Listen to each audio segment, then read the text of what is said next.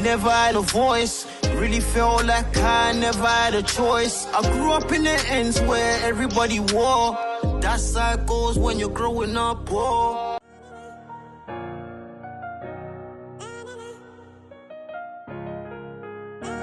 Ayo, who made this? Ammo 7 did it again.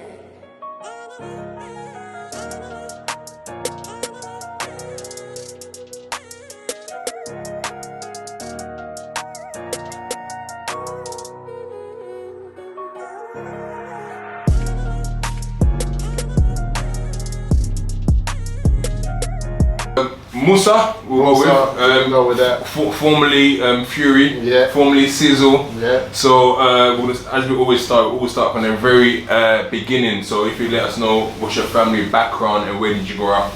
Okay, I grew up on Wharf Road, you know what I mean? So I come from a strong family unit, grew up on Wharf Road, African heritage, Ugandan, East African. Yeah, I grew up on Woolly, man. 1G? What's that, 1G? 1G. Yeah, 1G, yeah. Got a friend, I had a Ugandan friend that every time he was at his house, yeah, he was like, Ali, he was like, 1G. Yeah, that's like, yeah, what's going on? You know that when you're getting called. Yeah. So, did you ever go back to Uganda as a child? Yeah, I've been back. I went back when I was like 10 on a holiday. I went back when I was 10. My dad died I went back when I was 11. My dad died when I was about 10. So we went back. He got buried in Uganda. Yeah. Went back, saw his grave, all of that, and I think that's the last time I've been there. It's overdue. Okay. Have you gone back to Africa since? Or? Yeah, I've travelled, but I've never been there. So I've been to since I've been Egypt. I've been into Kenya. I've been into Gambia, but I just haven't hit home. So growing up in Wharf Road or Woolly Road as we knew it growing up, how was that? What school did you go to? Okay, so Wharf Road, I went to St. Paul's. A lot of men that went to who were from Wharf Road would know where St. Paul's is. St. Paul's was like a well-known school. I went there growing up, and that's the primary years. You know what I mean? Grew up with a lot of Wharf Road was white. You know what I mean? Very white. So I grew up with a lot of white friends in my early years.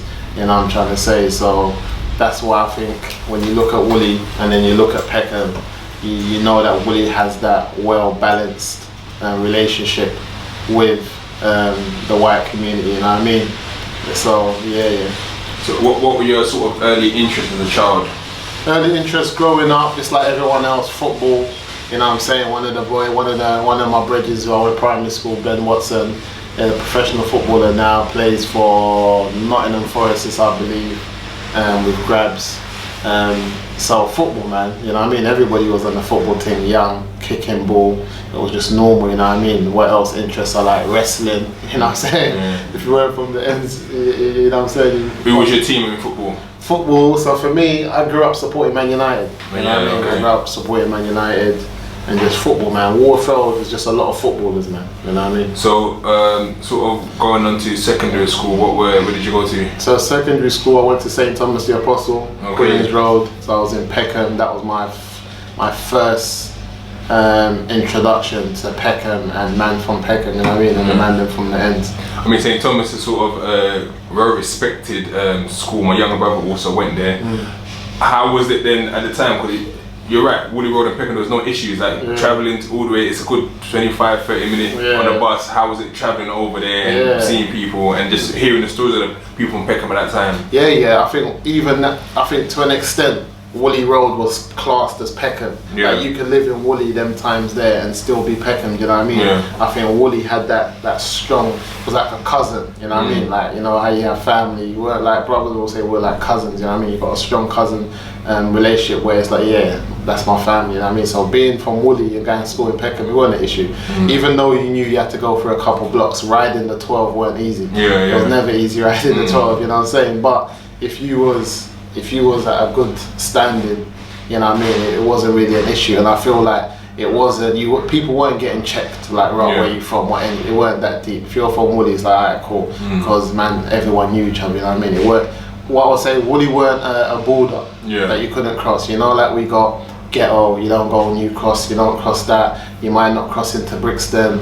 Woolly wasn't a border that man from Peckham couldn't cross. Maybe people from Brixton wouldn't cross into Woolly or Ghetto, but it wasn't a border that if you was from Peckham you didn't cross it. Like I said, it was family, you know.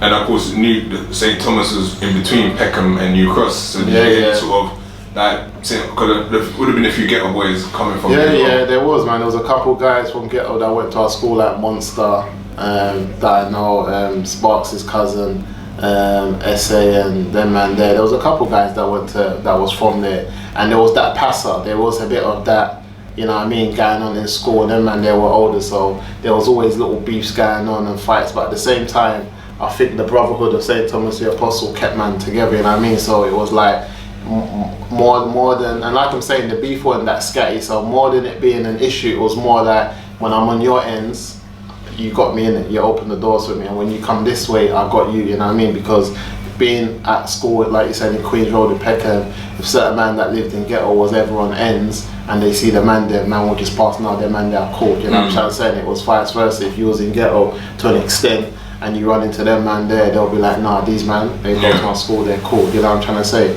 Whereas now, them things there, they just fly out the window. So, back to sort of growing up in school, education-wise, was you always academic? Was you more the sporty type? Was you disruptive, or was you getting good grades? Yeah, I'll say academically I was strong. I was never silly. I was never stupid. I feel like my concentration was at something else, at a different level. And I'd say that connecting that to the death of my father at such an early age and having younger siblings, I feel like I had to kind of step to the forefront and defend them, you know what I mean? So when you look at my two younger siblings now, who one's a script writer and has sold his scripts to major production companies, and then you have my other brother who is a journalist, I feel like the fact that they had an older brother who was on stuff and people would just see them and be like, oh yeah, that's my man's brother, that's my man's brother. So I feel like I took on that persona from an early age so that they didn't have to go through that. I kind of knew from early when dad died, right, you're the man of the house and you got to pattern up. And I think like a lot of that being the man of the house stuff, it wasn't someone told me, but if you're listening to rap and you're listening to music, you hear them stories being told, man of the house, Pop saying that. Even though when you're listening to rap them times there, dad weren't around, not because he died, it was more true because he was maybe he was a waste man, he didn't take care of his kids, he weren't around. Prison, whatever the story may be. So a lot of the people be like, yeah, I'm the man of the house. So I took that on in a different aspect, thinking like, alright, cool, dad's not here now, I've got my younger brothers and sisters, I've got to kind of lead from the forefront, and I feel like that's what took me away from education. So if you speak to any of my teachers or you look at any of my reports, they're like, so smart, can do so much better only if you tried. You know what I mean? So there's always that. So I mean, taking that responsibility at such a young age, you say, you know what, I'm going to be the man of the house. Did your mum ever put that pressure on you to say, look, dad's not around, you need to take that sort of to the mantle now, that you're going to have to be going out there, get a job? Did you feel responsible to go out and make money? No, I don't think so. I didn't feel responsible. I feel like I was one of the guys from Woolly Road who, you know, my mum shopped in Peppermint, and if you know about Peppermint, Woolly Road back in the day, that's what all the kids' designers were, you know what I mean? So when I look back from a young age, I had Jordans, I had like Mosh, Burberry. Mum shopped there to the point where mum will buy me bits that I didn't even know were designer bits, and I'll be like, so mum will buy me Jordans, but I wanted Reebok workouts because the man them all had workouts, but I didn't know the levels, you know what I'm saying? Only certain man like Buck and them man there, they shopped like in America type of thing. So their eye was on the American fashion. So they would see me like, where we get them Jordans from? And I'll be like, what's Jordans? Like, I don't even like these are dead. And they'll be like, no, they're sick. And this time I'm trying to get Reeboks, where not knowing that's all they could afford over there, or that's all that their parents were getting them, where, you know what I mean? So mum had me, man. I don't think that was the issue. I feel like growing up and seeing that certain man them had older brothers, and because they had older brothers, they had a level of protection. I wanted that for my siblings, you know what I mean? I mean, you just mentioned Buck and those guys there, so how did you first meet? Or was it just locally, everyone living together and just was out playing football? I feel like, I always tell the man them, I look like, for me, especially Woolly, I look like football teams turned into gangs. Because where you went to the football pitch, to the play out, like you play out the pen, like every weekend you're out there, you're kicking ball with the man them, and then you go from kicking ball with the man them to getting to a certain age, and then when you get to a certain age, it's like, now you're a gang, because first you're kicking ball, you're young, you're not really a threat to the community, you know what I mean? Just little kids, even the neighbours can be like, stop kicking the ball, then you get bigger, chilling, it's not really a ball thing no more. People want to start, and you have to understand, within your peer group, not everyone's got money. Yeah. It's difficult. Everyone's coming from different households. Not everyone's got parents in the house who's putting food on the table. So certain men are coming out, and it's all lunchtime. They haven't ate since yesterday. They didn't have no breakfast, no nothing. So on their bread is like, bro, I need to get some money. So these are the type of men in the settings that will be like, bro, can we go and get some money? And like, they're the ones that always set that conversation. But we didn't clock it now, you know what I'm saying? When you're older, you look back and you feel like, right, it was always certain men that set that conversation. But when you look at their life, they had to set that conversation because you came out, mum provided breakfast for you, you were good, you was chilling. But when man say, right, you say, how are we gonna do that? Right, let's go and, like, there used to be a thing we used to do where you put like a little card in the telephone boxes. So when a man puts his money in, you can't get your change. And then you come and move the card and all the change comes out. So them man, they were smart from early, and they would learn that from maybe their older brothers or cousins, because they were trying to get money in the household. So that's one of the things that man used to do. If you're like in the era that I grew up, train stations and places like that, there was always having them food machines where if you put like a little something inside where the change comes down, it will stop all the change, and then man will come at the end of the day just collecting up. And that was like the first introduction to really earning money on the streets, where you're not really robbing anyone, but you're robbing man's change at the same time. You know what I'm saying? It was the first introduction to getting paid by ourselves. You know what I mean? And how did that sort of escalate? What did you go on from? Because different forms of criminality. I remember hanging around with people. We went from just little petty stealing mopeds to, well, I remember one time someone had drugs rules, and I got the oldest gave me this, let me start dealing. Is that something that ever happened with you guys, where someone, an older person or one of their friends, like, oh yeah, I've got this now, let's do this? Yeah, I feel like growing up, how we grew up, I don't like, if I look at the age from like secondary school, when everyone branches off, so we're all on Woolly going to primary school, this man's going John Ruskin, this guy in St. Paul's, he's going Keyworth, then we branch off secondary school, the next man ends up going, so now we're all man then, but this man then goes Ramsey, this one goes Sacred Heart, this one goes Woolworth, he's gone Postle, he's gone flipping, what's that one in Peckham called? Warwick Park. So man then, next man's going Tennyson, you know what I'm saying, in Kennington, so it's like, you know, and then Kingsdale, so the man them now who are one body going to primary school playing, all of a sudden, due to having to pick whatever choices were available for school, man grow up now and start going into different ends. So now you end up in Tennyson as a man from Woolley like Mantis, you start knowing man from Bricky. You go Ramsey, you might know a couple man from Bricky as well because it's not too far, you know what I mean? You go Sacred Heart, the same thing. And then you go Peckham, Warwick Park, Postle, you know man from Peckham, you go Woolworth, then you keep it really Woolly and Peckham. So you start to get new friends, you know what I mean? So now a man that you ain't seen since maybe primary school, you see him in year 8 and he's got a couple new bridgings, but then you're still rolling, innit? And then through that, you just make new connections, and some areas are just more advanced. And, and again, when I look back at it now, being grown, is that a lot of people their situation was really the man's. So when man might have got on to robbing and stealing late, they were on it from early because it called for them to be on it from early. Situations at home weren't easy, you know what I'm saying? And environments that they were in weren't easy, but I feel like from that secondary school era to leaving secondary school, I don't think there weren't a crime that we didn't do. You know what I mean? From robberies to, like you said, peds and, you know, shotting and like burglary, everything. I don't think there wasn't a crime that didn't come to our doorstep and the man them didn't go through. You know what I'm trying to say? Some man that was their main thing. You know that my man, he robs like shops. That's what he does. Them man there flick text, like, you know, that's their thing. This man here, he hustles. This man here. So certain people were known for certain things, but just being around and doing your thing, you might not have been a person that, example, robbed shops, but you might have done it once. You know what I'm trying to say? So I just feel like without going, I feel like there isn't nothing that we didn't really go through. But I would say Woolworth Road, you know, our main thing was we were hustlers, innit? Woolly Road's the home of the hustlers. And I always tell man that where you get in Peckham, you might get a lot of gangsters. Woolly Road were hustlers, you know what I mean? So you found that certain men weren't bad boys, they just knew how to get money. Whereas certain men were gangsters who were on the beef thing, and could also get money. But that wasn't, you know what I mean? But man from Woolly, there's I can name so much man who all they wanted to do was get money and they were good at it. But some gangsters, they just beef all the time, so they end up flopping opportunities how to get money because they lose money. And instead of getting their money up again, they go and rob the man they bought the food off. And then they rob this man. Now they can't get no food when they have got money. So they stay in this cycle of just robbing man. And then before you know it, they spend all the money all the time. So they end up being broke again. So then they rob their brethren. Then it just gets around, you can't trust my man. Whereas Woolly Road, certain man that I grew up with, they would stack money and have certain money just for the robbers. Because they weren't bad boys. They would buy straps, do all of that stuff. But they would be like, you know what? This 10 here, if man come from here, I'll break them off 2 bags, 3 bags. And they had real paper, you know, I'm trying to say that they were stacking.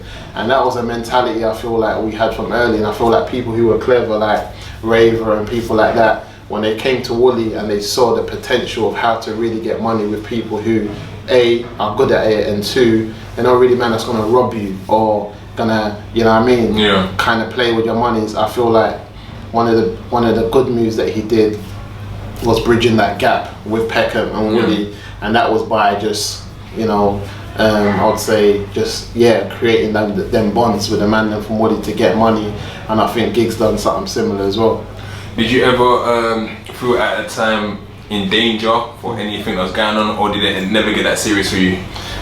Yeah, I feel like growing up, man, the type of beefs that we had, you know what I mean? I feel like we had some serious beefs, man. Before the rap era, before we go into the rap era, I'd say like just growing up, you know, I'd be like in ghetto. There was a time I was on my moped. I must have been like 14 years old. I think year 9, driving through ghetto, get pulled by police.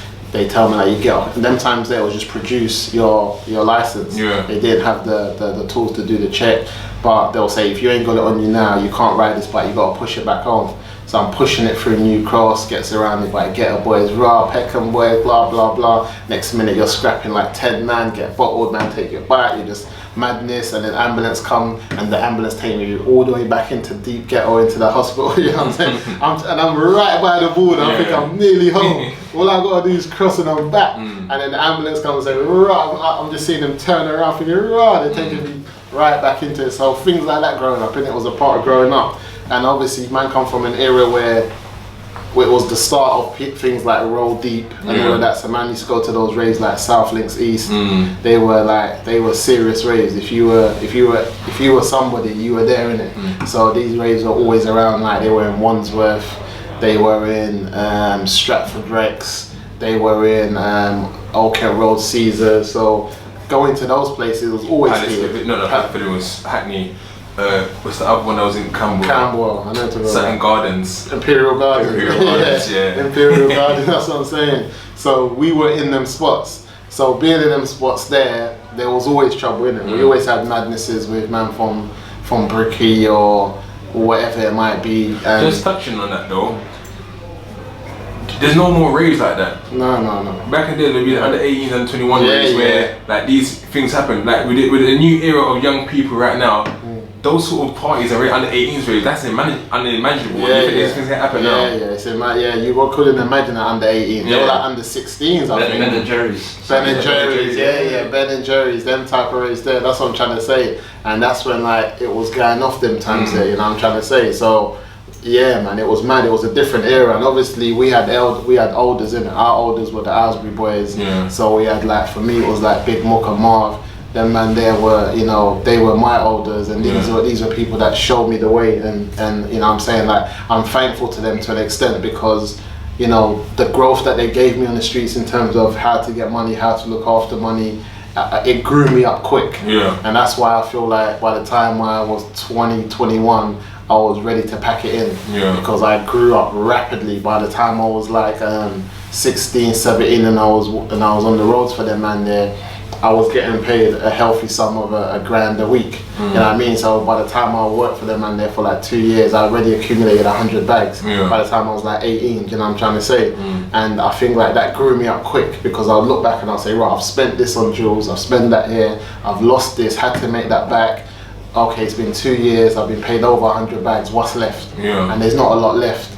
So it made me realize it comes quick, it goes quick, and then you're also always subsidizing for spending more, losing more, then going back harder, then spending a lot of time in the street. So I feel like I was able to kind of take a lot from being on the roads and getting a certain type of money, and to realize that, because some man even till now they're not used to money, so when they get money they start acting funny, you know what I'm saying? But when you've had a lot of money at such a young age and you've seen that it hasn't had the impact that you thought it would have, then you're left to make a quick decision, and you're young enough to still flip your life around. But a lot of the time the man, then when they're faced with themselves in the mirror and it's time to make those decisions, they make the wrong ones because they're still following fashion. They're not bold enough to be like, you know what, this is long, it's not working for me, I'm better than this. Because I remember, like example, I used to be on front block with a man there, and I'll disappear every Friday. Where you going? Disappear. Then Buck said, bro, where you guys sit? Like, you're always heading out. I'm going to a drama school.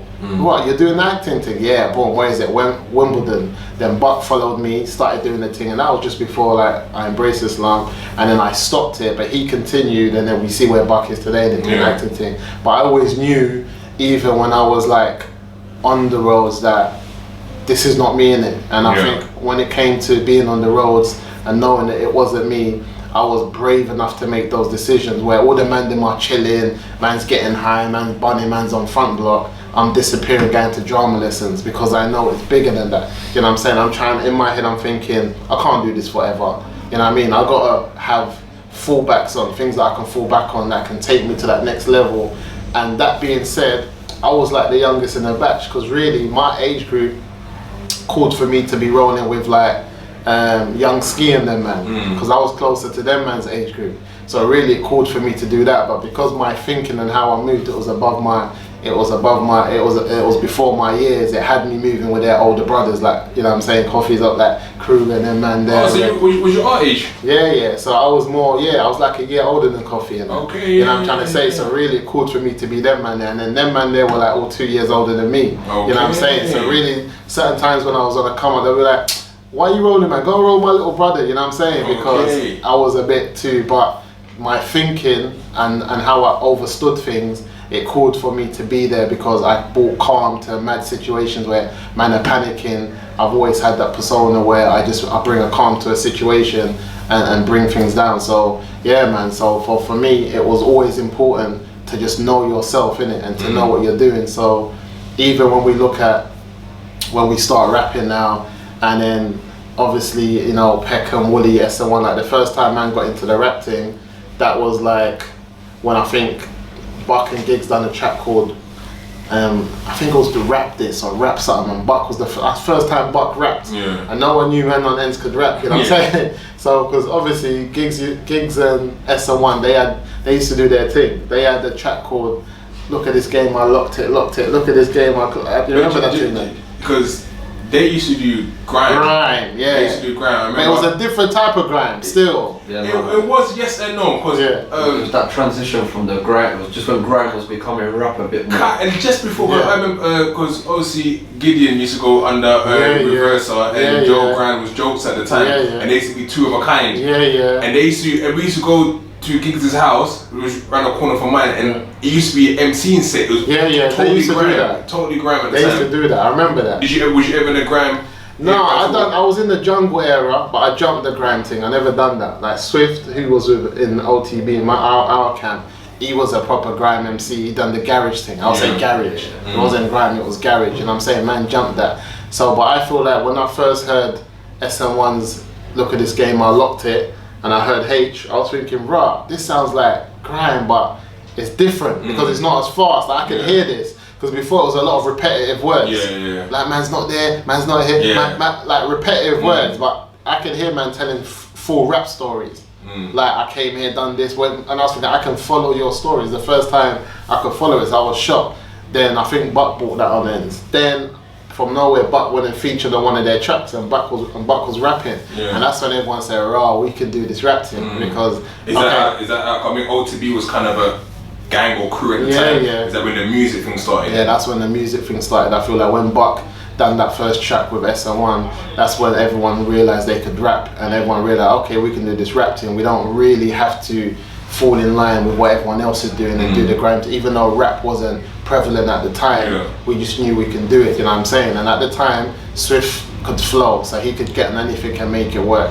Buck had something going for himself, and then older Ski was someone who he was a big fan of music. So he like, I think he's one of the most underrated. Yeah, Ski was a problem. Ski was a problem. Like there was one bar that he said, he was like, what's this? I always said him like, it took me from a surprise. Like, I think the way he put it together was like, I'm the springs popping out of the mattress, the reason you can't sleep, I'm making you uncomfortable. I said, nah. I was like, bars like that, thinking like, because for me, when you're a rapper, you appreciate the way people put things together. Let's break that down. I'm the spring that's popping out of your mattress. The reason you can't sleep, I'm making you uncomfortable, dog. Yeah. Like, it's telling you, like, I'm onto you, you know what I'm saying? I'm like, when you break down those metaphors, and I'm thinking, so, and a bar like that is 17 plus years old. And this is what I'm trying to say. So even when I look at the new generation of rappers today, and I think about the level of quality that we had, and I have conversations with H, and he always says wasted talent. He goes, some of the most wasted talent I've heard. Like, I was chatting to him about Swift not long ago, and I think like that generation of rappers, OTB, and we'll get into that. And I feel like when we learned how to rap, and then we learned from Buck, and then we kind of formed this group. At that time, I couldn't rap. But yeah, I was gonna say, how did it start? Was you listening to hip hop in the US? Yeah, them times it was about D Block, like I'm saying, Buck and Judd and Foss, and that. Them man was like heavily influenced by State Property, Jay-Z, Rockefeller, all of that. Us man here was more D Block, you know what I'm saying, Styles P, Jadakiss. So man used to listen to a lot of rap, but man never knew that man could do it in our own accents and just pull it on wax, you know what I'm saying? So I feel like when I first went into the booth, I had the passion, but I didn't know the know-how. I didn't know what bars were. I didn't know about staying on beat. I thought I could just, but them times I remember you could rap off the strength of who you was on the road. It wasn't like now that you can just be if you didn't have a name, you couldn't just rap. It had to match your CV, and what you was about. So you couldn't just, so off the back of man being real, man would be like, right, them man real, yeah, them man are real. Them man would listen to you. You know what I'm trying to say? So off the back of that, man went into the studio off the back of who I was on Woody and what was, and obviously being in Peckham, going to school at Peckham, and man knowing that run our SIS is certified. So when I speak about certain things on the track, even though it's not in sync, it's a true stories. Man, I was like, I was there when that happened. You know what I'm trying to say? Because them times we're just telling stories. I mean, quickly, on the name Fury and Sizzle, how did those come out? Yeah, I feel like growing up, I remember when I was in school, Puzzle, because I think I used to go by I used to graph Raver when I was young, and before this, like, so when I was on Woolly, I used to go kids company. You know what I mean? My Bridget Lively used to go to school in Kingsdale. He used to roll with people like what's his name? It's not. I forgot his name.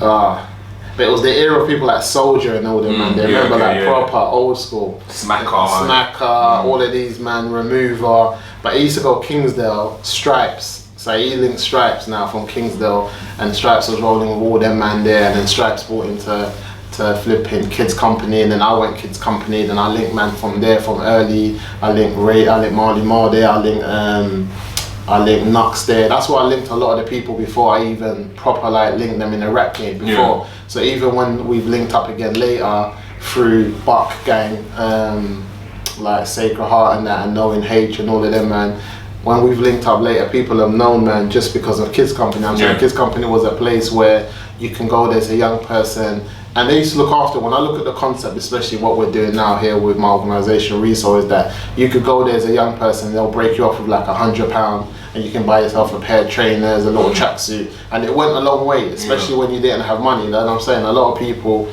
you know, they came up, you know what I'm saying, from that little £100. It done a lot of the time. So I had known people from then. So them times that I used to rave a lot, like I said, I used to go to enough raves, so I call myself Raver. Then I've turned up to King's Company and everyone's calling this next done Raver. You know what I'm saying? Rave, and I'm like, it's peak, and man's got to change it up. So I was out there looking for a new graph, and then my brethren Sable from school and flipping Postle, it was like, furious. You always, like, you're calm, but when it's on top, it's on top. It just changes. So he just gave me that name. Then I just went with it, Furious, Fury. And then I was in the studio, shout out to Judd Judd was like, you remind me of Sizzler, I'm calling you Sizzle, you know what I'm saying? And it was Fuel Sizzle, and then it just went, you know what I'm saying? And I just then I did a coach, and I called myself the coach because I said that everybody was like, man's like, you know, them times there, man's a player, everyone's like players, and I was like, well, I coach the players, I'm the coach, you know what I'm saying? So I started calling myself the coach, and then we went from there. So then, yeah, man, so when I started rapping, I just kind of, off the passion and off putting in the work in the studio, I feel like I grew as a rapper and I grew in the community. Do you remember your first rap? Your first lyrics you wrote? My first rap was something like, come on the round table. Something like, I've been around since, I've been out here early like Cain and Abel. Something like that. I remember Kai's, shout out to Kai's, because for me, Kai's is one of the most talented rappers to ever do this. You know what I'm saying? He's, for me, like, let's take gigs aside because of what he's accomplished. For me, if I'm talking Southwark, right? Kai's, Fix Dot'em, and Young Marv. I done a list. I don't know if you saw it. I done a list of top 100. I don't know how many Southwark MCs. I put it on YouTube a couple of months back. No, but yeah, Kai's for me. He's there. I think Kai's, and Kai's for me. He saw me. He always reminded me of my first rap because he saw what I was trying to do, even though I didn't do it right. Yeah. He spotted it through because he's a wordsmith. So he spotted. He's like, you've put together some bits here. Like, it hasn't sat right. But yeah, you're hard. He can tell. So Kai's was the man that was always, Sizz is hard. So my thing was, I used to put the work in the studio. Every time I was in the studio, it was either me or H. I would come in, the H is on the track. That's why if we was to pull out the catalogue that we've nearly got like 30 songs together or plus an album's worth that hasn't been out there. But there's a lot of it where it's either me or H, and that was because we was always in the studio out of the two camps, but we weren't the most talented. And was you going to Unit 10 at them times? Unit 10 them times, yeah. That's how, again, because that was the only studio and that was on Woolly. You know what I'm trying to say? So I had a lot of people coming through because obviously it being on Woolly, and that was one of the only few studios that we knew. Everybody was in there. So you had Big Lee Records, you know what I mean, Diamond in the Dirt, then you had SN1. You had WBD, them man there was from Ghost Town, like from Norwood. You had Monsters Inc. You had OTB. There was a load of people that used to come through the unit. You know, I think you guys also inspired Front Block with all nerds. Yeah, Front Block came through. But they were clever. That's what I'm saying. They were business guys, and like that's what I like about Front Block and that. They were smart, and again, you saw the Woolly in them where they thought, we like Unit 10. It's busy in there, we need a backup. And they found another studio. They were the first. Nerds found the one in, where was it, in Bermondsey? Yeah, that's what I'm saying. So Nerds and them, man, they started to release tunes that weren't coming out of the unit, but they were smart because they knew they needed somewhere where they could be centerpiece so they can do what they were doing. But at the same time, we had a lot of tracks that we were trying to push them through and to make things happen. But yeah, man, I think the work rate again was one of the things I feel like that established me in South, because I feel like when I look at SL1, the two most talented rappers that I saw from there was Trigger and Kai's. Trigger was a problem. And I mean, Trigger, like, you know, he was a serious wordsmith. And then you had Giggs, who was serious, but Giggs to me was like a Styles P. It was similar to me, where man's just hard. Hell Rel, Styles P, where you might not be the most talented, but off your hardness, you have that fan base. And that's why when you look at the Locked, everyone will say like Jadakiss is lyrically the hardest, but Styles P, in it. And that's how I feel like me and H represented our own two groups. And I just feel like the work rate, I just kept on going in there. And I just feel like till today, like there was a mixtape that me and Swift was going to release before I left and took my shahada and became Muslim, called 28 Grams. And it was 28 tracks of raw, and obviously because it's OTB, ounces to boxes, so I was thinking the first mixtape it will be an ounce, 28 grams, and then the next one will be 36 Zs, you know what I'm saying, the box. So, but that didn't get released. But I remember when we were doing it, I remember H walked in and he heard it and he was like, this is going to be a problem, you know what I'm saying, because Swift was hard. Swift was lyrically as well one of the hardest rappers to do it. But again, I feel like when I became Muslim, one of the reasons a lot of people would have saw the breakdown of OTB like in 07, 08 would have been because I was the glue. Out of the man them, Swift, Ski, like DV, jokes, ramps, all of them man them. Nobody was really messing with Peckham like that. Yeah. They were cool, but it wasn't like that's family. You know what I mean? Or that's my people. But because I went to school there, it was different. A lot of these men didn't. They went to schools like, what's the other one on Old Kent Road? Jeffrey Chaucer. Okay, yeah. So they went Jeffrey Chaucer, Woolworth, all of these schools where they knew man from Peckham, but it weren't that type of relationship. So when I was in the room and I was in the studio, I was that link, if you know what I'm trying to say, with the man from the Norm, the man from Woolly. Everyone felt comfortable. Scissors here, he knows their man differently. It's all good. So when I step away from that little roughness of tension boils again, you know what I mean? And same time Swift got shot about 4 or 5 times outside his house, and then at the time then no one knew who did it, what was going on.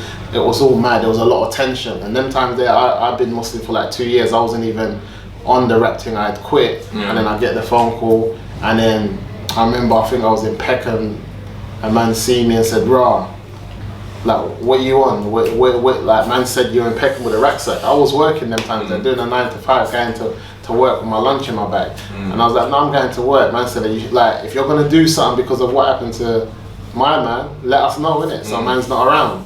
I was like, no, I'm not gonna do nothing. But it showed that even though I'd made the transition, man still saw me as what I was before, thinking, he's in Peckham with a rucksack, is he on smoke? You know what I'm saying? But this time I was on my way to work, but it allowed me to know that the streets, for me, it was, like I said, for me, I was able to make that decision from early and say that this is not what I wanted for myself long term, you know what I mean? I mean, looking at Moscow and Zone 2 now, how it is, do you think that was the beginning of it? Yeah, I feel like, I don't know, man, because even when I look at our generation and I see what people are doing, and everyone knows, obviously, when I become Muslim, the reason I stopped rap, because obviously in Islam it's not something that's permissible, it's not allowed, and I feel like a lot of, I don't know, I feel like when I look at it now and I look at the differences in terms of how we was as a group, when I stopped rap for my reasons, and then it kind of went left and right in terms of like I said, I feel like with the camp splitting, and especially, well, I wouldn't even say Moscow, I'll say the group that came underneath that. What's Booster's camp called? PYG? PYGs, were they PYG Booster them, man? They were Peckham. Yeah, the black flag and all. Yeah. So when that camp came, and then we had another camp that was SI or whatever, I feel like that was the beginning of riffs. Do you know what I'm saying? Because our relationship, I think those were still kind of cool together. They were close, but they were still little riffs with, like, example, them man there from like, not Cossel, what's the other estate called? Yellow Brick. Nah, where like, Lexham.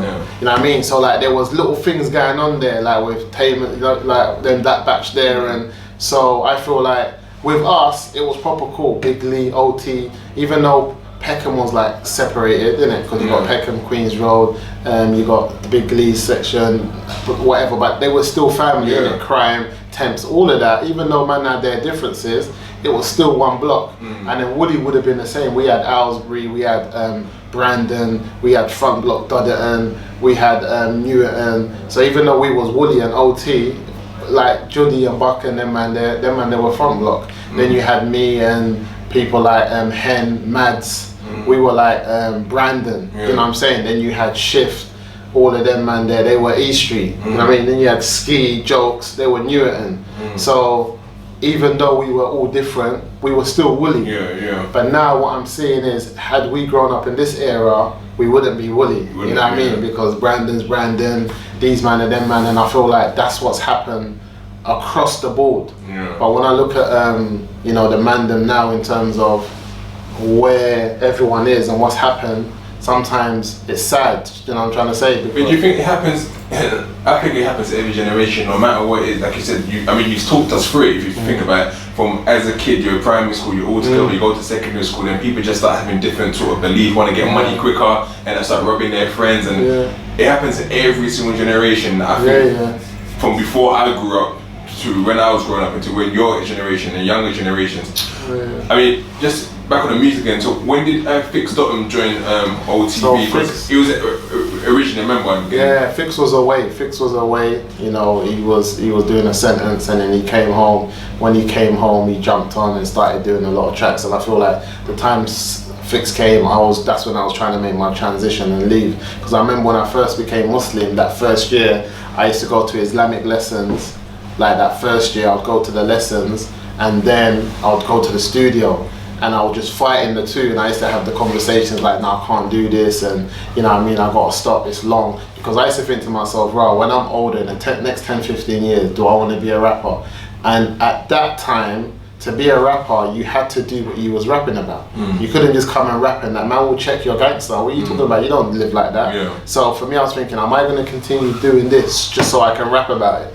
No, that's not me. So I want to make a conscious decision to pack it in now, because them times that I went to Egypt, I think I've done like, I remember I've done about 4 or 5 months. I linked different brothers from different areas. And again, when I became Muslim, like people embraced me, because I remember I couldn't come Brixton how I wanted to come. I used to have enough madnesses ever come, and certain man couldn't come this side without me being on them. But then like there was enough different areas who embraced man for the sake of the brotherhood, and they knew that man was official. But I never became Muslim because obviously there was a little fab going on at the time. I never became Muslim to make new friends, even though I met real G's from the other side. They knew it was a mutual respect. Till today, they know me for Moosa, who's on Dean. They don't know me as Sizzle. I never let them know what certain people done. They became Muslim and they made the wrong mistake. They let man know them for who they were when they were on the roads. So now man's on Dean as Sizzle. Now I link man, and I'm still acting like Sizzle. So now we start connecting on badness. I can link you up with this. When I became Muslim, I'm Moosa. You don't know Sizzle. Because if I was Sizzle, I'll go back to my mandem. I don't need new friends. How did the process start then for you to turn your life to Islam? Like what happened? So I went to jail. I think it was for like an offensive weapon. I was in there it was a couple big knives. It was mad. It was not Was this your first time in jail? This was the second time in jail. Okay. So I went in there, and at the same time, when I went in jail, this time here, I was just more conscious of what I wanted to do and who I wanted to be and where I wanted to go. So by the time I became Muslim at the time, I was just more open to it, because before that, a couple man became Muslim, like my brother Abu Bakr Lex, he became Muslim. This time here, Shady, Abdul Malik, I think they became Muslim, and a lot of man used to talk to me about Islam. I never used to listen, but I was always conscious. I was always a godly person. So was you a Christian at the time? Yeah, I was a Christian. So even when you listen to my raps, there was one rap I said, I thought I was a Christian. I thought I was a Muslim. I never messed with the Jews. I guess I'm just a hoodlum. You know what I'm saying? Because I was thinking about it. I never knew. And then when you listen to Closer, I talk about every time I read the Quran, got me thinking about death, got me thinking about the angel on the right, on the left. So I was reading, and if you're listening to the music at the time, you're listening to a person who's becoming more conscious. You know what I'm trying to say? There was another bar, it was like, I was just more conscious about life and where man was going. And at that time, we're losing man to the streets. We're losing bodies, man, both sides, people are losing bodies in it. So then I'm realizing, hold on, what's going on here? But my thing is, again, people put themselves in situations where they're not on it. Like every situation I've been in, I was on it. I was built for it. So like, I was never a bad boy. I was principled. You know what I'm trying to say? So all the man them that know me, who was about this life, any situation we were in, I was at the forefront with them. I was never at the back hiding, but that's because I'm principled. I've gone to a rave with 5 of my man. I'm not leaving with less than 5 of them. I'm not going home. I'm not certain man will just, when it kicks off, man splur, disappear. You see them too, like a day later on the block. Right, you man got back. That's not me.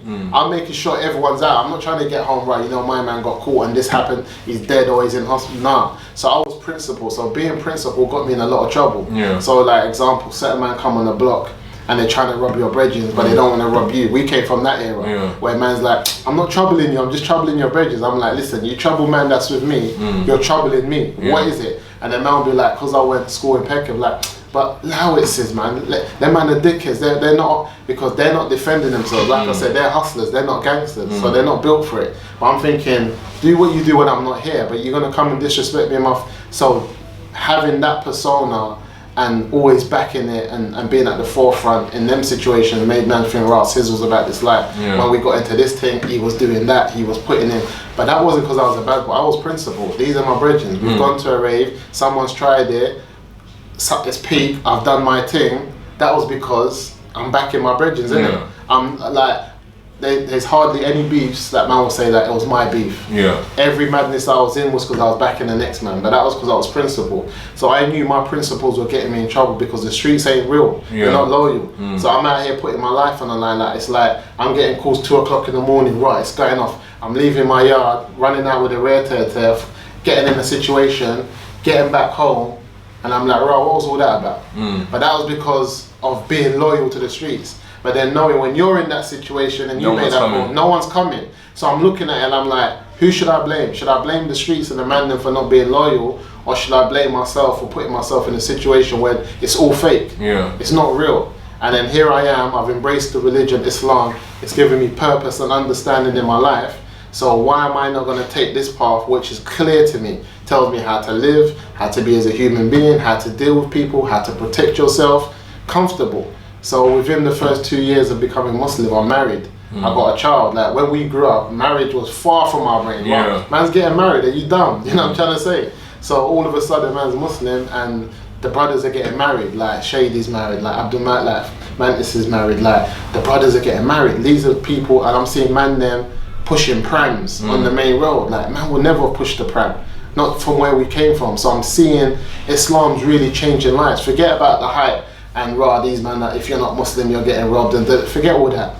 Because Muslim or not, man's about this life. It's not about, like, that can only happen to certain type of people who weren't on what they were on, you know what I'm saying? So there was a bit of bully boy tactics, but what my thing is that I was able to see past that, because when the brothers from Bricky were on the madness, us man will be in the studio watching Streets Incarcerated, and we seen the man around the pyramids, horse riding, listening, talking Arabic. You remember that DVD? And the man them are talking Islam, la ilaha illallah. You're thinking, right, Arabic language, what's going on here? And the man talking about, it's all about the deen, Islam's the way of life. And you're thinking, okay, so this is what it is now. Man's gonna bring religion, alright, well, cool. But we was on job. The man them were on it from Nam and Woody. We didn't really penny that. So when I want to embrace Islam now and become Muslim, I've got that back in the back of my head. Man them gonna think that man's trying to join this little hype, this little buzz, when really I'm making conscious decisions to change my life. Because there was that era, and I got it a lot in jail as well, where everyone was putting that pressure,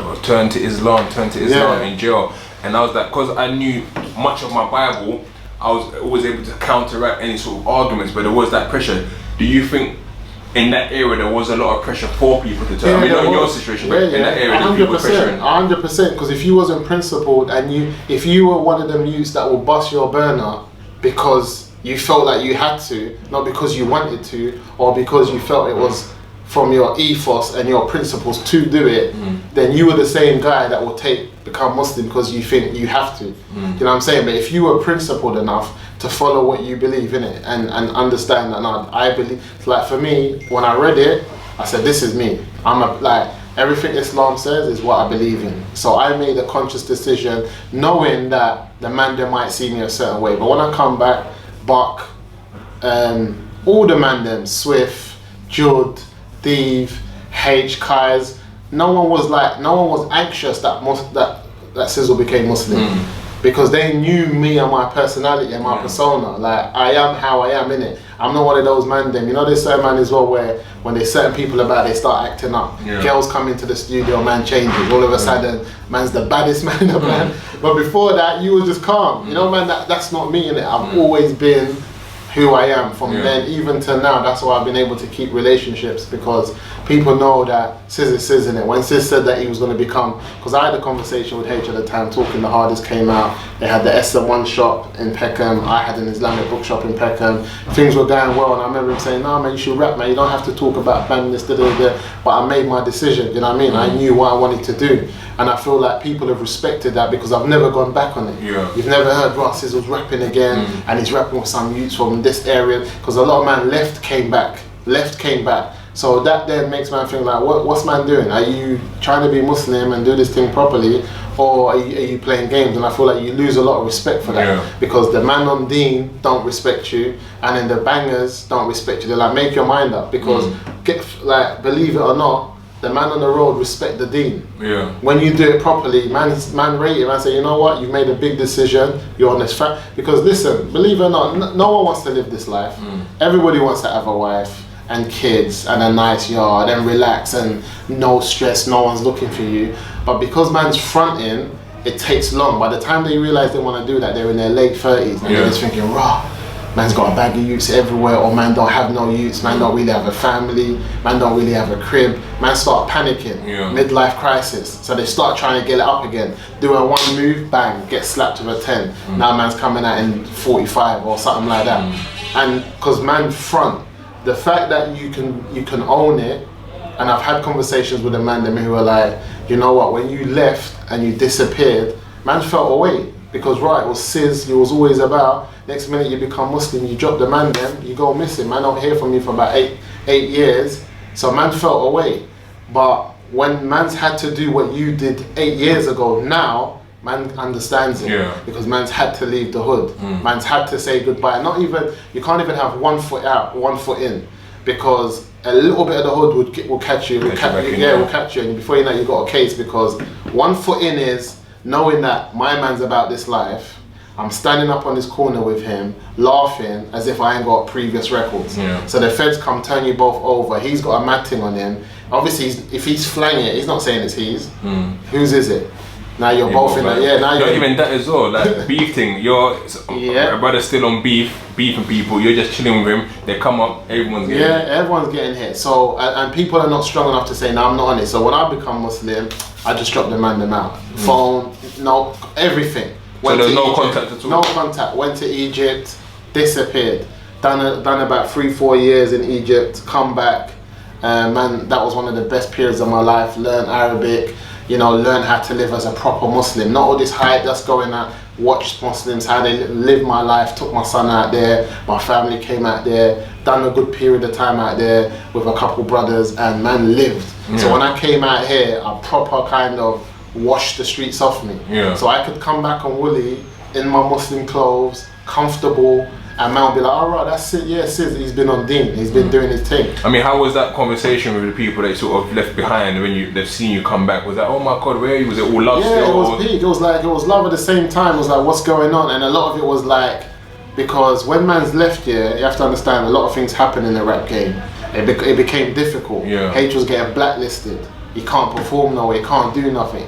And then at the same time, from the outside looking in, I didn't see no one else carrying the mantle, putting in the same level of work as him to get, because it's not just one man coming up, it's one man trying to bust everyone. We're like, if I bust, OT bust. If he busts, the whole of SO1, like, we all bust each other, you know what I mean? So like, when there's like 10 man all rapping, and then you turn around and you're the last one rapping, it went to a point where it was only him. Everyone stopped. And do you think that's why it worked for him? Because when everyone stopped, he was just consistent and kept like he said, he wasn't the most lyricist rapper, but he was the hardest rapper, but he was also very consistent. Consistency is key, because you have to look at the world as, if we look at England, there's 70 million people in the UK, there or thereabouts. If you get a percentage of them, 1 million, you're saying there's 70 people in this room, I need one of you to like me. That's 1 million people there that are your core fans, and I want to ride with you. You don't have to be the best. You know what I mean? I've come in a room of 70 people, I'm trying to sell this story to one of you. That's 1 million. And I've got those, if I can get those 1 million with me, to ride with me, to follow me on Instagram, do the likes, do the hits, buy the album, that's 1 million sales, that's 1 million followers. Do you know what I'm trying to say? And when do you see that? Because I've done an interview with Colours, and he says that at one point Giggs was sort of hailing him as one of the best to come out from Southwark, and he just felt that he took his deen as well, and he said that he couldn't sort of continue. I mean, when you do look at the position that Giggs put himself in, obviously you got a changed mindset, but you feel like, rah, if man would have continued, that could have been... Yeah, I have no doubt, because consistency is the key. Anything that I do, I'm consistent in. So I don't think I would have... This is why I left, because I knew where it would take me. I had no doubt then I used to tell the man them, we're gonna make it. Because I was thinking about my mind frame, and the only other person that I remember in that studio that was on consistency what I was on, and I know that man would say it was H. He was consistent. So I was thinking, if man stay consistent, man's gonna be where we wanna be. But then when you get to where you wanna be, it comes with a lot of things. Is that what you want it with your life? Is that what makes you happy? Because a lot of the time is that people don't know what success is. Your success is not my success, and my success is not yours, but you need to be able to identify what success is to you. Because if you say to yourself, I want to come out the game with a Rollie and a Merc and a house, and I'm successful, once you get that, don't start looking at what next man's got, because you've already identified what you're happy now. Bills are paid, I don't pay no rent, I got my crib, I got my car, I got my watch, I'm successful today. So if that's your level of success, you don't have to be a rapper, you don't have to let the whole world know you, you don't have to. So for me, my success was being mentally, you know, my mental state being free to the chains of a code of the street that wasn't real. You know what I mean? Once I freed myself from that and I became Muslim, I found I was successful, because for me, Islam allowed me to understand what it meant to be a human being, why I was here. It gave me purpose to my life. So my purpose didn't include music. I didn't have to be a musician to have my purpose. I fulfilled it. So I was successful. So I was happy where I was at. You know what I'm trying to say? But when I see, like, when I have those conversations with H, I'm like, I have no doubt, because of his consistency. As much as when you're looking from the outside in, things might look all easy for him. No doubt there was difficulties, dark days, getting nicked, no one's playing you. A lot of people are pretending that they're with him now, but they didn't want to really do features or mess with him, because you know how the industry is. If a man's blacklisted, no one's playing him. How are they going to play our tunes together? You have to take risks to do things with him. So a man then will hail him up. Yeah, he's one of the hardest, but you're not doing nothing with him. You're not trying to push him, and he gets it at the same time, because it's like even when you're on the streets, if you're hot, a man don't want to roll with you. You get it. I'm hot, innit? So at the same time, you want more from man, but you get it. So I know that he went through a lot of difficulties, and this is why, as much as I believe like music's haram and all of them things, I'm happy because I know it's that or the streets. If I want my brethren dead or in jail, I don't want them dead or in jail. The fact that they got money, they can buy houses, and they're comfortable. That's what I say. You look at them like as a proud brother. Like, yeah, I'm proud. I'm proud for the man them. Well, when I see the man them all the time, I'm proud all the time. When I see Buck, when I see H, when I see Fem, when I see Jude, anyone that I know that I grew up with that's been able to free themselves from the trap, because the trap is real, and that's what it is a trap. Like when we're trapping out here, because the odds are you're getting nicked, or you're getting shot, or you're going to jail. And if you look at it, everyone that's made it, they've either been shot, nicked, or you know what I'm saying, something's happened to them. If they're still alive, they've gone through the other two. You've been nicked, or you've been shot, and you're just alive, so you've made it to the other side. But you've had to give a lot of the man them's got trauma. The hood has got a traumatized men. Listen, you can't be 15 years old, 14 years old, getting stopped and searched by police every day. Stops and search. Then you get your missus, and your missus goes through your phone. That's another stop and search. You go ballistic in the house, you're traumatized. The woman's thinking, right, why is the man going mad for? I only just went to touch his thing, or I only went through his jacket. She doesn't know that this is you since you were 13. You got no power, you get tapped, you can't move, you can't say nothing. The feds are having you up, going through your pockets, you want to switch, you can't do nothing. Now, you're older, and you see the same things happening in an environment which is different, but it's the same thing. You go through my things for? Thinking, what's my man going mad for? This is the trauma. Like, people not believing you. So you've been nicked and you know you didn't do something. It wasn't me.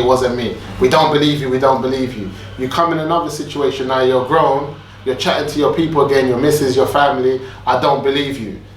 Trigger. Like, so now you don't even talk no more. It's long, I'm not gonna, because you never believe, man. So we got a generation of traumatized people in our communities going through things. So when I look at the man them, they've had to go through a lot to get to where they are. You know what I'm saying? Money can't even buy what man had to go through. Really. You know what I'm trying to say? So do you think a lot of people in the hood need therapy? Like, this is a repeated pattern. A lot of people I speak to. And do they need therapy? Do the man them need to get qualifications to actually be qualified to give the young people therapy, or do they need therapy themselves also? No, we all need it. Because what happens is that with a lot of young people, they go to therapy, and what a lot of people say, they can't relate to their therapists. Yeah, but we all need it. But we have to understand the reason they can't relate is because you're sick. You're not meant to be that sick. Yeah. A lot of man thinking, raw, why ain't man sick like me? Why should he be sick like you? Why should he understand that you can see your brethren slumped on the floor and go home and sleep? Yeah. You shouldn't be able to do that. You should be traumatized, but now you've normalized that. So when he can't understand that, you're like, so basically you want. This is what the girl that works with us, Aaliyah, she done an interview the other day on Link Up. This is what she was talking about, trauma bonding. People want to bond over their traumas. So we were both sick, we both got mashed up, and then you want to laugh about that. And that's what we do in the hood. We connect with people who's been through the same mash up thing with us, and then you find two sick people in a pod. You need to have someone that fully doesn't get your world to show you how alien your world is. Okay. So for you to be like, rah, that's mad, you know. Man, Because really. in normal society, people are not used to. That's what I'm saying. So it's and more in a normal society. Someone dying from cancer is more normal than someone getting shot. Yeah. But yet in the hood, man's shocked to when man dies from cancer, but we're not shocked when man gets shot. Yeah. Right, my man got shot in the back, boom, boom. Is it? Right, mad. You know the brother died from cancer. Right, cancer. For real. Man's shocked. But you're not shocked about the headshot. Why are you shocked about the headshot? Because cancer is normal. That's in the real life. Everyone getting head topped is not normal. But you just threw that over. But now you're you know what I'm trying to say. And I feel like that's the trauma again. And we need to kind of own that and understand that and know that we come from a mad place. We come from a difficult place. And that's why we're here today in Reso. Reso is out of the birth of, when I left the hood, I always knew I wanted to make a difference in the hood and give back. But it had to be substantial. It couldn't be just like what we normally get. People come and talk. What's behind the idea? So the idea is, obviously I went to Gambia. My brethren built Applebuck Alex, the man that not knowing me, he started an orphanage in the Gambia. We went out there, I saw what he was doing, and I was like, you know what, we need to do something on ends. I love doing things back home where we're from, but on ends, where we grew, where people respect us, we need to be doing something. So obviously the obvious thing that I saw was homelessness. I said, let me try a thing. I got bare trainers, I don't rock them, let me distribute them, let me give them out. But the purpose behind that was that if I can distribute enough shoes to the homeless and give back and make a difference, maybe people will help, and then maybe this can go into helping young people. Because a lot of the people that we grew up with, the first time I picked up a Z was to buy trainers. Yeah. You know what I'm saying? The first time any of the young people pick up food like weed or whatever, is to go JD and Foot Locker to buy tracksuits and trainers. So the question I'm saying is, there's a load of stuff out here that's being wasted, man's not wearing that. We got all these Jordans and that the man then distributed. If we had one of these places growing up where you could come here and go through the process and get yourself a free pair of Jordans, would we have picked up a Z? Would we have gone out there? Because for every 10 kids, maybe 2 or 3 of them are just wild. They just love the gangster lifestyle. But there's 5 or 6 of them, they're just tired of being dissed at school. They're tired of going in after every 6 weeks holiday. Rah, you still got those dead crips. You're finished. Where does your mum work? Yeah, you know what I'm saying? They're tired of it. It's stress. And now when I come on the block and I look at that tired dude who's not a bad boy, and there was a lot of them from Woody Road, but as a hustler, I say to him, hold up, yeah, I'm gonna give you 2 bills by the end of the week. Just hold that. He's gonna say 2 bills. He's just gonna start thinking, right, that's a pair of Jordans, that's a 1 track, alright, cool, say nothing. He's gonna hold that. Then he's gonna lose it. Right, where's my thing? Yeah, you owe me 2 bills. Now he owes me money. Now he's in a system. Now he's thinking, right, am I gonna get 2 bills? Hold that again. If he loses that, he owes me 4 bills. He's under pressure. Yeah. Do you know what I'm trying to say? And all goes out and do robbery. Yeah, and it all started for a pair of Jordans and a pair of something. So I tell people, we're not changing lives, but we're trying to give people time. Because you know what this little young boy needs is time. He just needs to leave the school system, you know. He needs 5 years to get into college to realize it's all fake. That's what I always say. I say the road life, the street life, literally starts from about age 13 and usually finishes about age 23, 24. Yeah. By the time you're 25, you've got a whole lifetime. Of course. But these kids think that this is their whole life. They think they only know it's only about 8 or 9 years of your life. Nah, and the thing is, and this is what I said, it needs time, because if you can get through secondary school with good grades and not really being in a gang life, you won't even go in it when you hit college. Because you're going to go into a college, you're going to get a good degree, you're going to realize you can get HP Mercedes, your credit is good, you're out there living. And that's why you see certain man who didn't live that life they pull up on the man them, and the man them have had enough losses, and these men have just got their credit right, and they're moving, they're doing their thing. But in that period, if you can't get through secondary school with a pair of Jordans and a little trackie here and there, where it's enough that you're not under peer pressure, you might slip. There's a lot of good youths that's done badness that weren't really about that life. And I'm saying we got a lot of accident murderers in the hood, where man was principled, so he was thinking, right, I owe you 4 bills. Why do I owe you money for? Because I lost it. Like, it's not my fault. Now he's under pressure. The youth's like, right, if you don't bring my money, it's on. And then this you, it might not be a bad boy, but he's principled. He's like, I'm not having that. Boom, he gets a borer. Now my man comes for his 4 bills, he jerks him, he's dead, accident murderer. Now he's got to live up to this name, innit? Well, you jerk my man? Right, he's dead, you know. No, obviously no one might not know, boom, boom, boom, but the streets know you did it. So now you're a bad man. Yeah, my man, he put in that works, you know. Do you think, just to touch on that, it's a little bit slightly off subject, do you think murderers sleep well at night, or do you think it's something that haunts them all the time? Especially the ones who are in jail, they're in jail and they have to live with that. But the ones that even sort of escape, do you think it eats at them every night? Of course it does, but they normalise the badness. You see what I'm talking about? We normalise the badness. So we normalise, I don't care. But you care. Like, I don't chat to my mum, I don't care. I don't care. You care, bro. Yeah. Don't tell me you don't care, you care. You're human like me, you care. But you have feelings like me, you care. You've just squeezed your emotions and your feelings to the point where you're trying. So when you're getting these demons and the trauma of seeing what you've done or what you went through, you just squeeze it and you start living with your demons. You start living with your badness. But if you had a proper option to do it all again and not live with your demons and not live with you wouldn't do it again.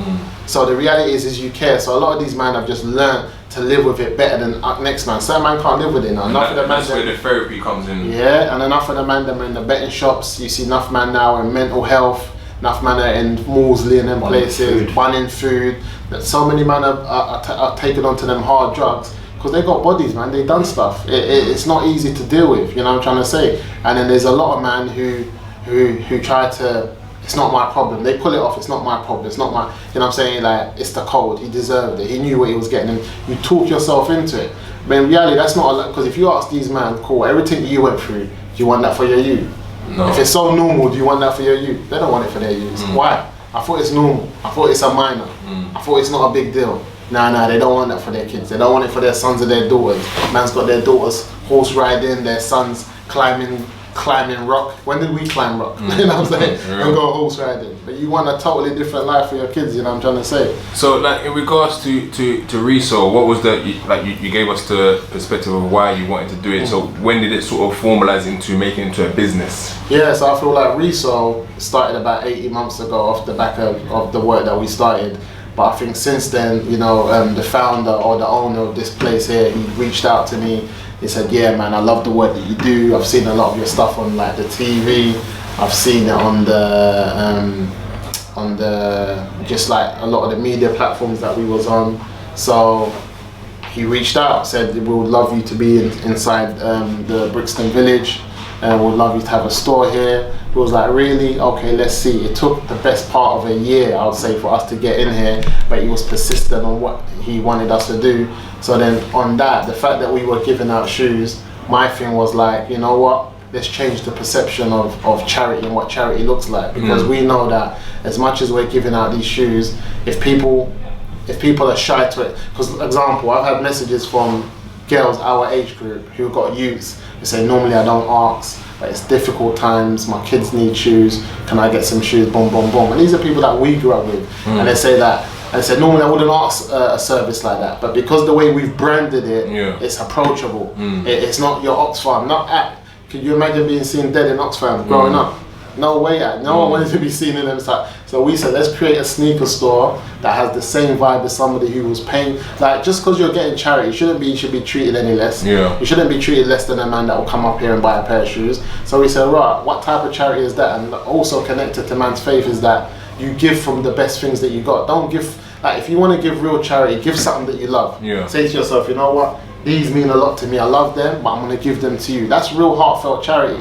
Not like, right, I was going to dash this in a bin, do you want it? Blood, it's for the bin. That's why you was going to dash it there. Why do I want it? You know what I'm trying to say? So the main aim was to create a sneaker store where people can come with their parents, you know, and pick up the shoes, and then be able to, you know, come in here like you're buying a pair of trainers. Come in like, imagine a mum comes in here with a young person to pick up trainers. She's not going to know that they're not paying because of the way we set it up. You're going to leave with a Reso bag, leave with a fresh pair of Jordans. You're not going to know mum didn't pay for them because you're thinking there's no way people are giving you these for free. So we're holding brands accountable, you know what I mean? So the fact that I was going to say, in regards to the brands, like the big ones, you got your Nikes, your Adidas, who we know burn and throw away a lot of items every year. Are you going to put pressure on these people? Yeah. You know, we've been able to have conversations, you know, and continue to have a conversation with brands, you know, and they're supportive. They are supportive. Any brand that comes across us, any PR company that supports brands and are giving trainers away to like influencers and people like that, they see what they do, what we're doing, and they get it, and they are supportive. I mean, even the artists now, got about 20 pair of the same Air Forces, so they should be under some we got them ones, we got off Boost, the SN1 ones at the top there, you know what I'm saying? Boost came down, gave man them SN1 kick, so the man them are putting in shift, I'm not gonna lie, and that's another thing. I wanted us to have something where people from the community can give back. You know what I'm saying? Like, so Buck was one of the first person to get gaming shoes. You know what I'm saying? Odd ads from over here gaming shoes. Then we got like people in the sneaker world that's giving man shoes. All the sneaker heads. Then you got a couple of the brands that's helped us. Like Puma gave us trainers. You know what I'm saying? Russell Howard. You know what I'm saying? And how does it work then? The application process? People just send you guys a DM. Yeah, so if you want to donate, you can just message us, and also obviously on the Instagram we got our opening hours to come down and drop the shoes off. If you want a pair of shoes, there's going to be like a process we're putting on the website where you can put your name, maybe your income, what you're getting, blah blah blah, what it is, so that we can filter through who needs what. Maybe your situation, like how many kids do you have? Are you a single parent? You know, dad or mom, it doesn't matter. And then boom, you can just come down and get a pair of shoes. You know and you're taking any size for any sort of child? Yeah, we're taking different sizes, man. We're taking all sizes because also we got a campaign where we distribute shoes to the Caribbean, South America and Africa, you know what I'm saying? So we're trying to get shoes out to places like Guyana, in South America, the Caribbean, Jamaica, you know, Africa. We sent shoes to the Gambia. So we're saying, listen, these brands are killing South America, killing the Caribbean and Africa with their sports and their athletes to sell these products. But when you go back to South America, Africa and the Caribbean, people are still walking around barefoot.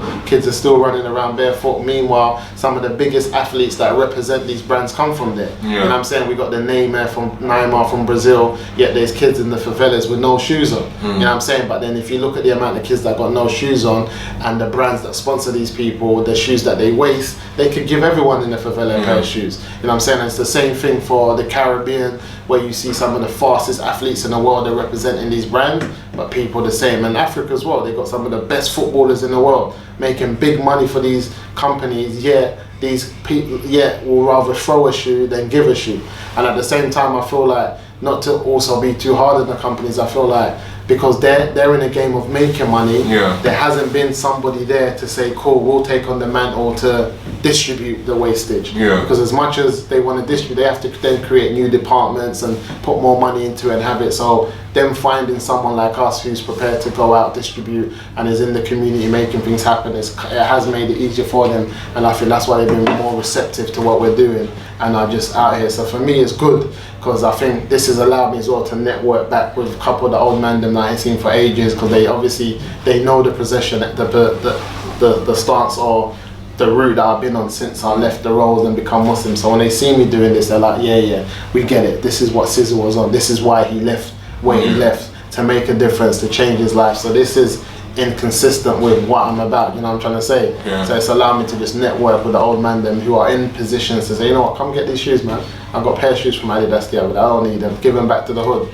And that's what we're doing. I mean, shout out to Suspect and that, the new generation of OTB, you know what I'm saying? Them man there definitely dropped a lot of shoes off to us as well as Sus and Skyve. I got a lot of time for them man them, so it's good, you know what I mean? Because they understand the importance. Everyone gets it. We come from an era where man was getting rubbed on the back of the 12 for their trainers and their Avis jacket. Man will come on there, right, what size is that jacket, bro? You know what I'm saying? I say, let me try that on. You're thinking, right, what do you mean try that on? Man will say, what shoe size are you? Let me try. How are you going to ask a man to try on his shoe? But we could also swap clothes then times as well, swap shoes, and no one knew. I mean, we used to go stand and wait outside of Foot Locker until someone come out with a new pair of trainers, hoping that it's your size. Yeah, that's what I'm saying. That's what I'm saying. But when you come from a generation, how can a man ask you your shoe size? There's only one consequence of that. You know what I'm saying? So knowing that that's what was happening like 15 years ago, what's happening now? It must be worse. It must be. So what are your plans for Reso long term and sort of other workshops and stuff you guys might be doing? Yeah, I think long term is that we're working close with an organisation called Vamp, a company. They're sneaker cleaning. That's what they do. They're not too far from here, from a young brother from the community, and he's things about cleaning sneakers. So what we're in the game of now is sustainability, and that's what all the conversation is with all the brands. So we're trying to create a program here, a course for young people to come learn about sneakers, when they came out, when did the fashion change, their sustainability, their impact on the planet, also ways that you can make a difference in your community by giving shoes back.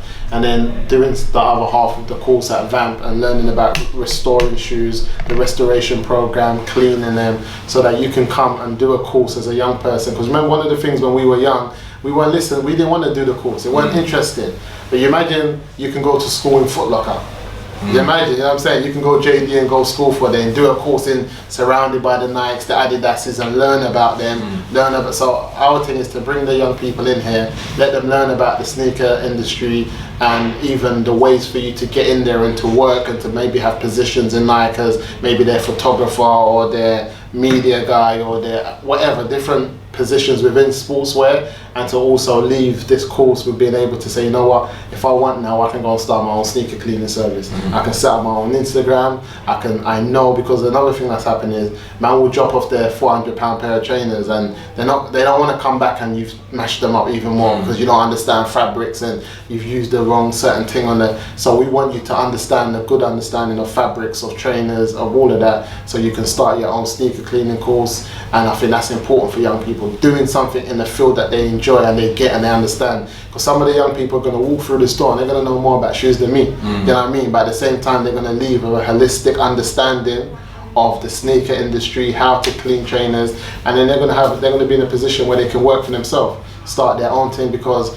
right now people are pushing for stop wasting in it. We're over wasting. How do you waste? Trust me, when you go to Vamp, you'll give them a pair of shoes that you think, no, they're done. These are done. You know what I mean? They're too much up. But by the time you come back, you think, I don't need to buy another pair. These are fresh. And you pay what, £25–30 for man to bring your shoes back to life. That's the way forward, because every time you go and buy a new pair, it's just adding and adding, and these shoes are taking up to over 100 years to decompose in the earth. So that's a big process. If you've got 10 pairs of shoes, we're talking 1,000 years for them to decompose in the earth. We're just passing on this madness to the next generation and just mashing up the earth. So what we're saying is sustainability, man. Sustain your shoes, know what you're doing, fast fashion, innit? If you guys can find someone who's got the technology to pump air bubbles, maybe look at that. That's the new one. Because I've got Nike have offered me quite a few bits of training since they started sponsoring our club, and the air bubbles are popped, and I'm looking at the trainers are good condition, but the air bubbles are popped. So restoration, so that's what it is. It's important, and I think these are the conversations as an organisation when we're like, so when we're having conversations with Puma and Foot Locker and these organisations, and in the future hopefully with Nike and that, these are the conversations we can have, because we're not rappers, we're not actors, we're here to make a difference. So our conversations, look, we restore trainers, but you're making it difficult for man to restore trainers with air bubbles. You have to make it a way where these air bubbles are replaceable. So if the air bubble, because you're talking about sustainability, then if my air bubble goes, my trainer's done. So you need to make it where they can be replaced, and that's the way forward. So we're not saying, because at the same time they think, well, if you replace it, you're not going to want to buy a new one. But it doesn't work like that. Sometimes a man's, you know what I mean? Man's always going to want to buy crepes, but sometimes man just love that shoe and it's gone too early. You know what I'm saying? It's just gone too quick. Pissed. I can't lie to you. I'm looking at the trainers, my missus just said like, give it away, because I'll walk in the house and it's like, you just hear the air pumping out of it. That's what I'm saying. Even the Huarache straps, when they go too quick at the back and it just pops and you say, this looks tacky now. You need to give us ways to restore these trainers so that we can make more use of it and sustainability, and they can make a difference. So that's what we're doing here at Reso, you know what I mean? Just trying to make a difference in our hood, in our community, and especially like we said, man, there's a lot of young kids, there's a lot of girls that we grew up with. it's not easy, man. These trainers costing like 180 a pop for a pair of Vapor Max. You know what I'm saying? If you got 3 kids, we're talking like that's nearly 5 bills for just 3 pairs of trainers. That's a lot. Where's a mum gonna get 5 bills for to get 3 pairs of Vapor Max for her kids? It's difficult. And then you got Nike, like you said, getting rid of them, giving them to people that don't want them. So when we're here, we can just say, you know what, cool, come and get them, come pick them up. It makes a massive difference, you know what I mean? So I definitely implore anyone who's got trainers just sitting there not doing nothing, man, get in contact, reach out, and yeah, man, make a difference. And lastly, any sort of lasting message for the young people growing up, just to summarize your journey? And time, man, you know what I mean? As a young person, one thing that you have over the older generation is time, you know what I'm saying? God forbid anything happens to you and you do get to live a full-length life, you have time, innit? So don't live, because one of the things that happened to us in the hood, we put ourselves in situations where we're like, man will be happy if I make it to 25. We just gassed ourselves, man make it. Yeah, it was real, it was the Gaza, we were going through certain things, but one thing that was good for me, I was able to, when I went to Egypt at such a young age, and even when I went to Uganda when I was young. How old were you actually? When I went to Egypt, I was 21 years old, and that's what I'm saying. So when I look at when I became Muslim at 21, I felt like I was a big boy, grown. But now when I look at 21-years-olds, I get it. Man's young. Man didn't know anything. So the best part. So all my 20s, I've been on Deen. I didn't live that life. So the life that I lived was like from 14 to 21, like you said, 22, and that's when I lived it. But I made that conscious decision, because some man spill into their late 20s and then spill into their 30s, still trying to chase it. They've lost it, trying to. Allow it, bro. It's gone. Get a job. Fix up. Like. And you think there's that stigma of people just thinking, oh, I can't go and get a job now. That's get a job, bro. Get a job. The whole world. The people you rate are working. Everyone's working. The artists are working. You're working. I'm working. No one's out here not working. We're all working. Get a job. Whatever that may look like. You know what I'm saying? Sometimes you got to get what you're given till you get what you want. Not all of us wanted our first job. That's not what we wanted. Man didn't want to be in that position. Like, but man had to work until we can get what we want. We had to get what we were given, you know what I'm saying? A lot of people are not, so certain man, they won't take what they're given because they only want what they want. Yeah. This is what I want, it's that or nothing. Nah, brother, you have to make your way, you have to make your way up. We can't be seeing pictures of Cristiano Ronaldo looking through that fence that you always see as a young kid in flipping Portugal, brought down, thinking, how am I going to get to the top? He didn't just jump. The brother went through transitions, blood, leaving his parents back, going to a far place in Portugal, playing, then moving to Manchester, then working on his craft. Now he's up here, man forget that there was a journey. There's a process, and that's what I'm saying. A lot of people don't want to go through the process, you know what I'm saying? But again, man needs therapy, because sometimes you're looking at a man thinking, what's wrong with you? But then you go back to the essence and you realize man's sick anyway. Enough people in the hood are sick. Man can't tell me nothing. The hood is sick, full of enough man that need therapy. So people that need therapy, before they can even make certain moves in their life, they need to just take off a lot of layers. They need to get real with themselves, because a man's not even being real with himself. Like I heard a man say the other day is that when you look in the mirror in the morning, you don't get angry at the mirror because the mirror shows you your imperfections. The mirror says, "Wow, what's your face, bro? You can't go out like that." The mirror says, "Look at that coal in your eye and the mash up." You just fix up and you rate the mirror. When the world does that to you, man's pissed. We saying, "Nah, bro, that's not true." Nah, brother, we're mirrors. We're telling you, fix up. Don't go out to the world like that. Like, sort yourself out. And a lot of people are not prepared to look in the mirror. Other than just when they wake up in the morning, they don't want to see what's in front of them. They want to blame everyone else, blame the baby mom, blame the system, blame this, blame that, blame the man them. I can imagine how many man was most probably, even when you're in your position, enough man must be saying, he don't want to bust me, or hey, man there. I can imagine I just can only imagine being a rapper like in H's position and doing shows. The amount of man that must call you, they say, hey, can I come tonight? And you're just thinking, where was you in the process? I say this all the time. I spent 8 years in jail. I didn't get a visit. I didn't get a phone call. I didn't get a letter. My mom didn't get any money. I had to do things on my own. But at the same time, if I can help a brother, I'll still help him out. But you can't keep putting your hand out. Nah. You can't keep your hand. You have to go out and go and get it. And people don't expect. The difference is like people, the go-getters. We don't expect nothing from no one. We go. There's man out here who are expecting. The man that didn't visit, that didn't do anything, they're still expecting you to hold them down. And this is why I say you're traumatized. I don't know how your brain allows you to expect this thing. Because my brain's telling me nothing's a given. You got to work at it. So when I look at our community, we need healing. Big healing, man. If we go back to the essence, and it's too, because I think we're too easy to demonize slavery and institutional racism and the fact that we all Africans are living in a certain area, all Caribbeans, all Moroccans. Man, think it's a coincidence that West London's got a bag of North Africans living there. Why were they living with us? And I always tell the man this, and this is what my mentor said to me. He says, we see these people every day in our lives, but where do they live? Where do the Chinese people live? Like, do you have any Chinese neighbours? I used to. Yeah, that's what I'm saying. In Peckham I saw a couple, but now every time I ask the man how many Chinese neighbours you got, they say, I don't really have no Chinese neighbours. I say, we see them every day, where are they? And the services that we need to help our young people, how many Chinese kids need these services? Hardly. You know what I'm saying? And they're a community that's like us, but they police themselves. Like, they make things happen. They open up businesses, shops. We see them in professions, in the dentist, and even in they got their own town in every setup. Keep the money in the community. Keep the money in the community. But where are they? How come they don't live near me and you? Well, like, where do they live? Where is their ends? Sorry, when you say that, I'm thinking about it. Where are the Chinese people? Where are they? But we used to have Thomas and sadly Lisa who passed away. He lived in number 24 on in Justin Street. But I can't. Other than that, where do they live? You know what I'm saying? Where are they about? But they're in the community. We see them in terms of business, in terms of sectors. They're cracking. Asians, we see them. They're about. They're with man, white community, black community, boom, boom. I always say, my mentor said that to me. He said, where's the Chinese? Because he said, have you got any Chinese? I said, I ain't got no neighbours. He goes, you see them? I said, I see this. And where do they live? I said, don't know.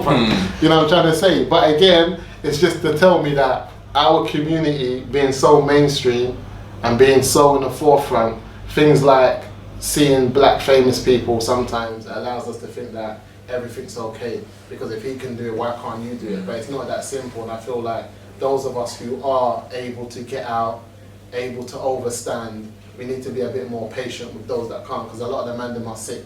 Trust me, nobody wants to be in that situation, but I feel like something that happens is that rather than we be thankful that we got out, that we overstood, that we saw the trap, we're just thinking, wow, why can't you see it? But we're not understanding that there's a level, there's a frequency we're at. Not everyone's on that frequency now. You know what I'm saying? There's a frequency that when you meet certain people, you're like, yeah, my man gets it. Because we're on that frequency of overstanding. And then there's a load of man, they're on a frequency where they just cannot see it. There's nothing you can tell them that will make them understand. It's like dealing with like an old school generation of black people where you tell them, simple thing, Jesus weren't white. They can't understand that frequency.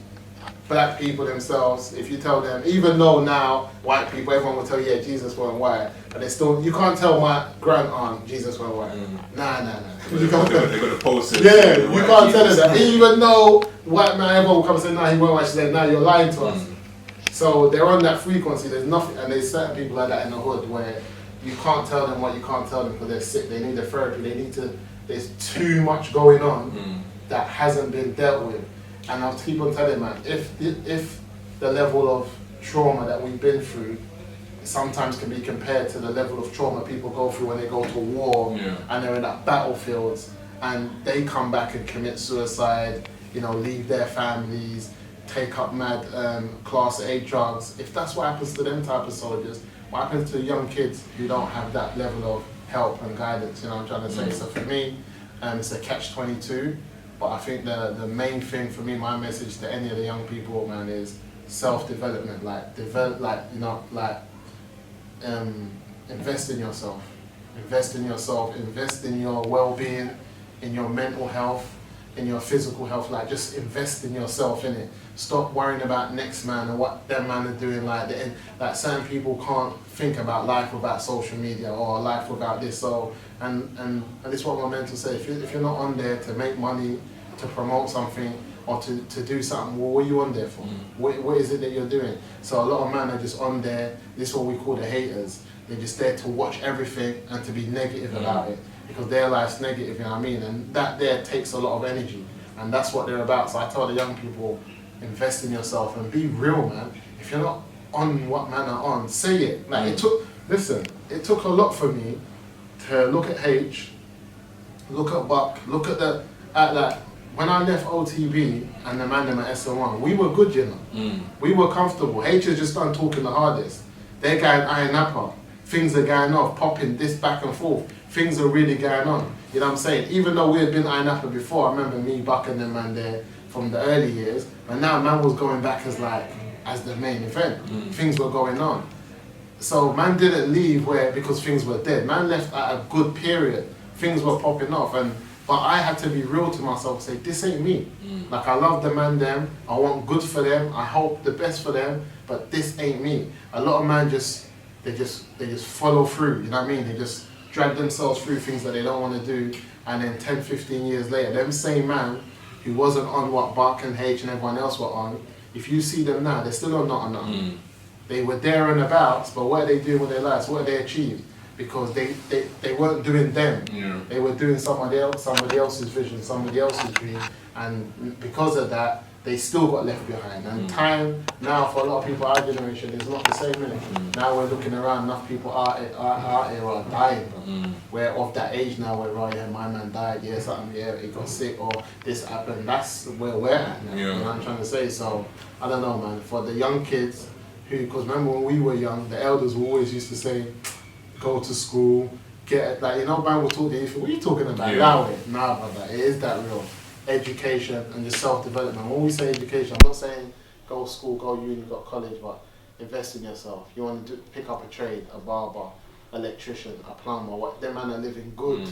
And I keep on telling the electricians, and this is another message to the skilled workers in our community, show the life and showcase it just the way the bad boys showcase their life.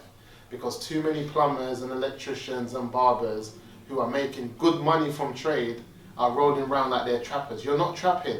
Don't make the young boys see you on the block and think you got your money from selling drugs. You are a qualified plumber making over 80 grand a year. Good money. That's why you've got big Audi. That's why you got big watch. Let these young boys know, yeah, that's my van. Yeah, plumber, what, that Audi from what plumbing? What that, yeah, what do you think the young buck's gonna do? Are you sure? What, how long did it take you? 3, 4, and I'm gonna get that, yeah. What do you think he's going to do? Because that's how he's looking at the trap. He's thinking, right, you man shot a couple Zeds, you do this, you get that car. So that's the maths. We need our young people to see the electricians stunting. Man needs to stunt in the electrician van and be like, boy, this year I bought it 90, I'm good. You know what I mean? Big car, because visuals and seeing is believing. Then the young bucks are going to be like, right, so I can do this and make that money. Because at the end of the day, it's a money thing, isn't it? Everyone wants to get paid. But our skilled labourers and people who have these positions in the community, they'll rather turn up at a rave and spend money as if they're trappers. And they'll never publicise the fact that they're skilled workers, getting good money, you know what I mean, out the hood now. Come on, man, don't do our young people disservice by still being cool. You might rave with a couple man that's still about their life, but you're not that. You've earned good money, you know what I'm saying? How many of us know people who have got their own businesses, earning good money, good car, everything, but no one knows it like that, you know what I'm trying to say? It's not publicised. I'm thinking seeing is believing. Like you said, if you don't shout it and you don't tell it, people are not going to know it exists. And for our young people who are online, they need to know that good money is being made in these professions and things are happening. I think the women see more of that, and that's why they're getting paid, you know what I mean? 100%. Yeah, that's it, man. That's my message. Alright, well, we appreciate that. That's Moosa, and this is Big Ego Media, and that's a wrap.